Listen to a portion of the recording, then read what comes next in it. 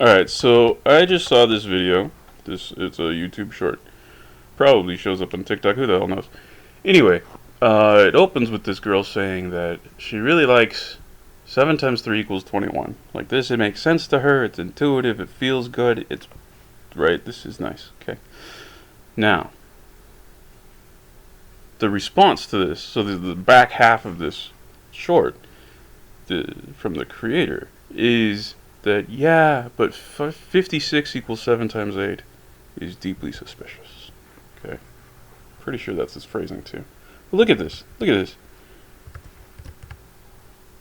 56 equals 7 times 8.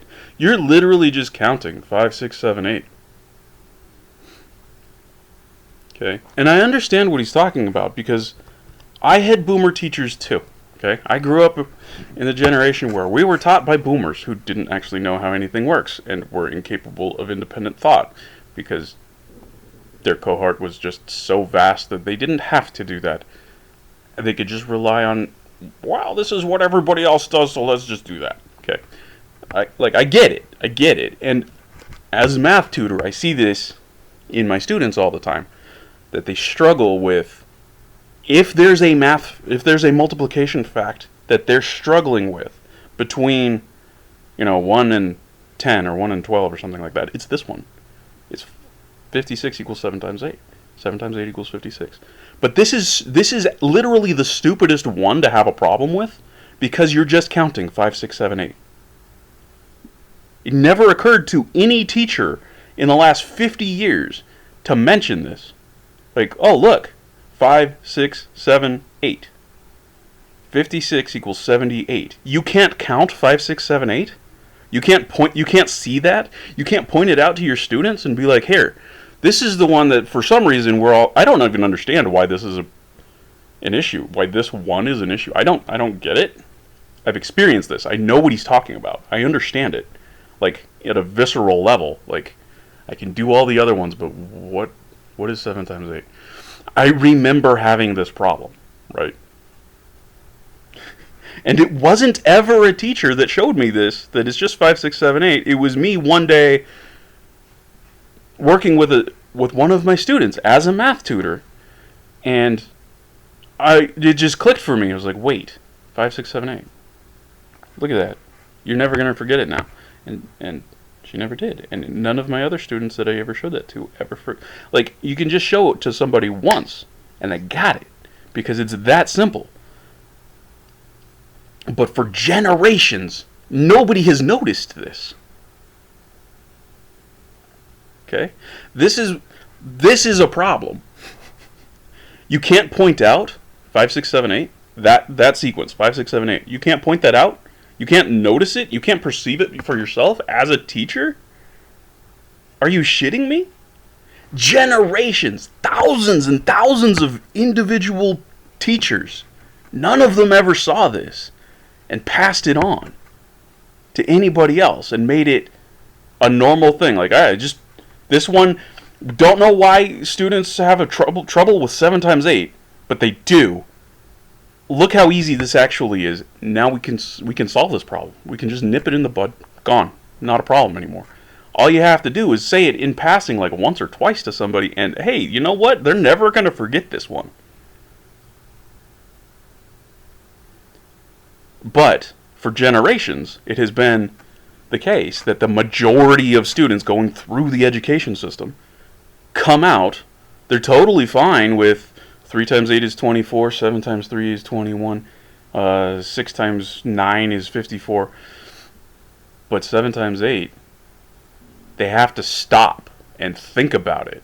And maybe they're like, okay, well, 6 times 8 is 48, so add 8 to that, that was 56, okay. Or 8 times 8 is 64, subtract 8 from that, so it's 56, right? Like, something like that is what's happening for everyone. Because nobody ever said, hey, look at this, it's just 5, 6, 7, 8. 5, 6, 7, 8. Okay? And there's some bullshit associated with the 7 times 3 equals 21 being intuitive too, because no, it isn't. If you notice, your prime numbers, you got this series of prime numbers, 11, 31, 41, 61, 71, not 81, 91. Which ones are we missing? We're missing 21, 51, and then over here we're also missing 81, which is 9 times 9. Okay, so that one we'll ignore for a second, but these two, okay, why aren't these prime? What is 21? Okay, 21 is 7 times 3. Okay, that's 21. What's 51? 17 times 3. Actually, let's bring 81 in here too. What is 81? It's going to look slightly different, right? Or is it? Do you notice something? All of these have 21 in there. Okay? Because, so this is just 7 times 3. This is 10 times 3 plus 7 times 3. So it's 30 plus 7 times 3. This one is 20 times 3 plus 7 times 3. So it's 60 plus 7 times 3. In all of these, you have a 7 times 3. And they're also the ones between 2 and 100 that have a 1 in the ones digit that are not prime. That's not a coincidence. But nobody ever showed you this. So saying that 7 times 3 makes sense to you, but struggling with understanding that 51 is not prime, I have to call bullshit, because you didn't see this pattern. Nobody showed you this pattern. What you were shown multiplication up to like 10 or 12. That's it. And past that, you didn't see it. You weren't taught that. You worked with it occasionally, but there was no systematic pedagogical education regarding that. So you just didn't even see it. That's what happened. That's what really happened. You didn't get to develop a familiarity with 3 times 17 is 51 or 3 times 27 is 81.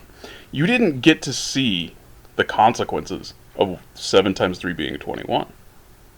So you have no intuition relating to it, which means it's not actually intuitive to you that 7 times 3 is 21. Because you can't do anything with that intuition. You haven't developed a familiarity with it. And the problem isn't you. It's not your fault. It's because your teachers are incompetent. That generation of teachers was extremely incompetent. They couldn't even point out that 7 times 8 is 56, and this is easy to remember because it's just 5, 6, 7, 8. Right?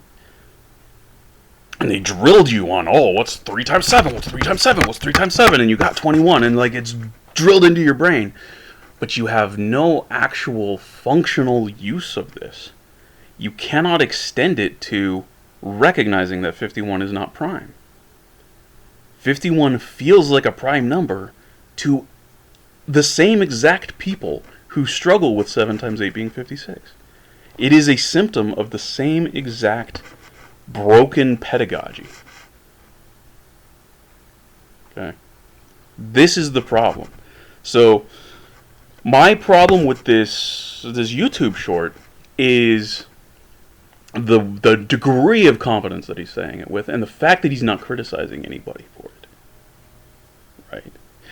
Like, yes, I am familiar. I have had that visceral feeling of why do I not have confidence about what 7 times 8 is?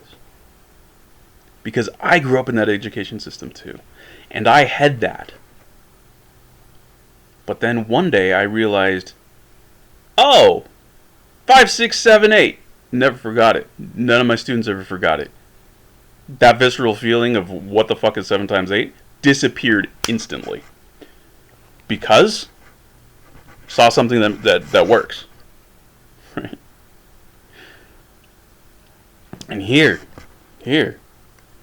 if you going forward ever have problems with 51, feeling like 51 should be a prime number, recognize that it's because of this failure of your teachers to show you this pattern, right? 7 times 3 is 21. 17 times 3 is 51. 27 times 3 is 81. Here, what's 37 times 3? What's 37 times 3 going to be? Or, yeah, 37 times 3. Well, that's going to be 90 plus 7 times 3, right? What is that?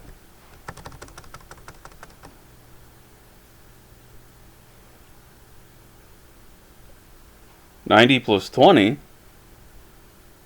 will be 110, and then we're going to add one more, right? Right? And that makes sense, because each time we're growing by 30. Because we're adding a 10 here, which is being multiplied by 3, right? So 2 plus 3 is 5, 5 plus 3 is 8, 8 plus 3 is 11. Look at that.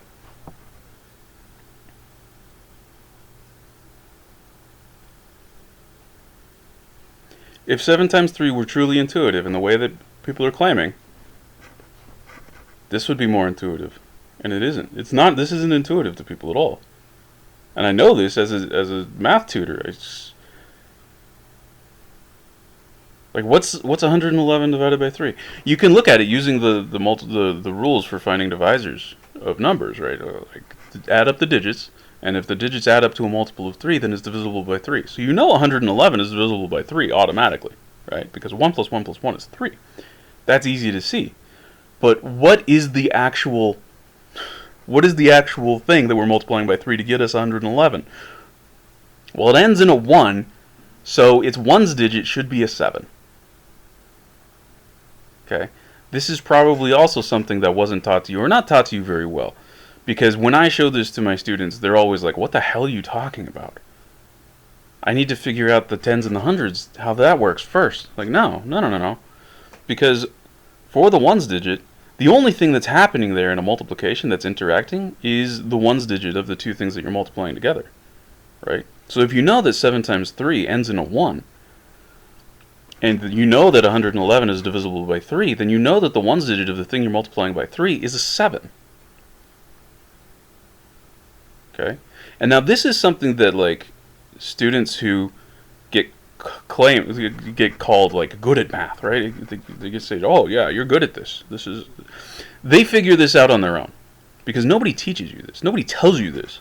At least, like, they might mention it in passing, but they're never gonna, like. This isn't part of the pedagogy to explain this to you. At least not very well. Like, it might be in passing. Yeah, it might be in a textbook, like in a little paragraph off to the side somewhere that nobody reads. But it should be integral to how we're dealing with things, because now, okay, we can look at the ones digit, and we know a lot about what's going on already. Right? We know 111 is divisible by 3. So, and we know it ends in a 1, which means that the other thing that we're multiplying by, its ones digit is a 7. We know almost everything now. Because now what happens, you can just subtract 21 off of it, get 90. Oh, what's 1/3 of 90? It's 30. Look at that. So it's 37. That's how easy this is. But nobody taught you this. I guarantee it. Nobody taught you this way. But then we're going to go around saying, oh, teachers aren't paid enough. If teachers were paid enough, the people who are teaching right now wouldn't be teachers, because they would get pushed out of the job because they're incompetent.